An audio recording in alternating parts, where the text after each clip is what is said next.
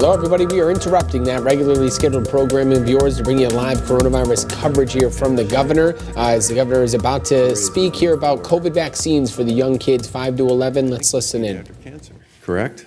And I'm glad to see that you seem to have fully recovered from that experience. I also want to thank Dr. Freeney Polanco Walters for being with us today. Grew up in Boston, went to Rhode Island for college, went to New York for medical school, and then came back to the Commonwealth to practice. And we're also joined by Acting DPH Commissioner Margaret Cook, who will also have a few words to say as well. I want to thank Children's not just for hosting us today, but for everything you folks do every single day here in the Commonwealth of Mass for so many people, not just in Massachusetts, but also for kids around the country and around the world.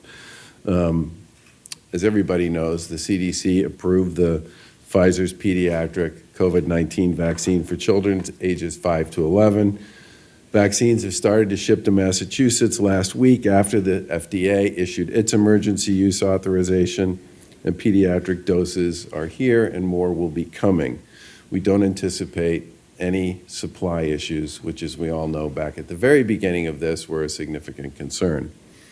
We continue to lead the way in vaccinations here in the United States, with over 5.5 million people in Massachusetts having received a first dose. And in Massachusetts, typically, if you get a first dose, you get a second dose, which has been a great statement, not just about the vaccine delivery system, but about the commitment of the people of Massachusetts to getting vaccinated and to keeping themselves and their families and their friends and neighbors and coworkers safe. A big part of the success of vaccinations has also been the program for kids aged 12 and older who've been eligible for the vaccine since the summer. Over 80% of kids aged 12 to 17 have gotten at least one dose, and our youth vaccination rate here in Massachusetts is about 20 points higher than the national average. For months, we've been preparing to distribute vaccines across the state so that families would have easy access once they were approved.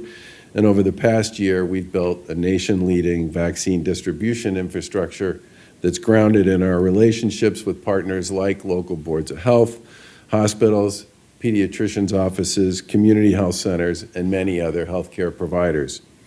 We relied on these relationships to ensure the pediatric vaccine is widely available to families in every corner of Massachusetts. Over 500 locations to start will offer the Pfizer pediatric vaccine, including pediatricians' offices, pharmacies, community health centers, hospitals, and community-based clinics that are sponsored by both the Commonwealth and by local boards of health. With this mixed model of providers, nearly every Massachusetts child lives within 30 minutes of a vaccine clinic. We recognize that local boards of health and municipalities have a critical role to play here. That's why we've reached out to all of them to coordinate this process and to give them the opportunity to provide vaccines in their communities. For any local board of health that hasn't signed up to provide doses so far, this is an open invitation to those that choose to set up a clinic at a later date. We also know that pediatricians will obviously play a really big role here in this process because they are, in fact, in many cases, the most trusted partner for parents and families as they make this decision, and that's why we're particularly pleased to be here at Children's to talk about this today. We understand many parents will want to talk to their family doctors and to their pediatricians about the vaccine. These medical efforts know that the vaccine is safe and has been proven to be highly effective, and they are well positioned to help parents understand the facts so that they can make the decision that's best for them to vaccinate their kids. We're pleased to be joined today, as I said before, by Dr. Freeney Polanco Walters, a pediatrician here at Children's, and in a moment she'll talk a little bit more about how the vaccine is safe and effective for kids. As of today, parents can make appointments to get their kids vaccinated, and just like vaccinations for adults, the process is simple and easy. For parents who want to vaccinate their kids through their pediatrician or primary care provider, we encourage you to reach out to your healthcare provider directly. Parents can use vaxfindermass.gov to book an appointment for their children, at a pharmacy or a local vaccine clinic, and some appointments at pediatric offices or hospital systems will also be available on the state's VaxFinder tool as well.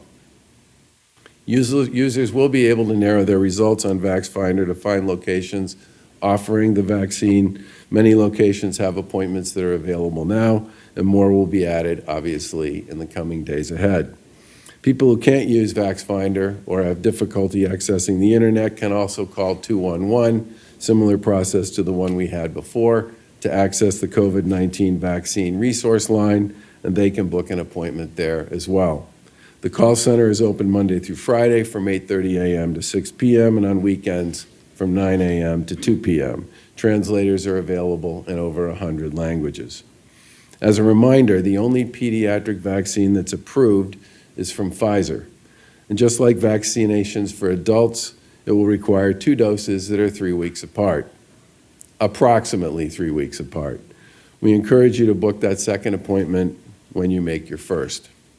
We're obviously excited to get underway with this pediatric vaccination program because we know the vaccine has been proven to be safe and effective. It's also free and available to every family in Massachusetts. We have the highest vaccination rate in the country, and as a result, our hospitalization rates and our case counts are among the lowest in the country. We strongly encourage parents and families to get the facts and to make the call to protect their kids. If you have questions, absolutely talk to your child's doctor. We've come a long way. A year ago, we hadn't received any doses of vaccine, and we were in the middle of fighting a fall surge in cases and hospitalizations. Today, vaccines are widely available across the Commonwealth, and millions of people in Massachusetts have stepped up to get vaccinated.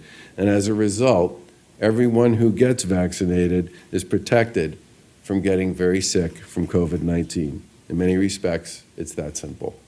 We look forward to working with our partners in the healthcare community to make sure that every family has easy access to these vaccines. And we look forward to having a successful launch and campaign to ensure that kids between the ages of 5 and 11 have the same opportunity to make themselves safe and to be family safe as their older brothers and sisters and their parents and their grandparents. With that, I want to turn it over to DPH Acting Commissioner Margaret Cook.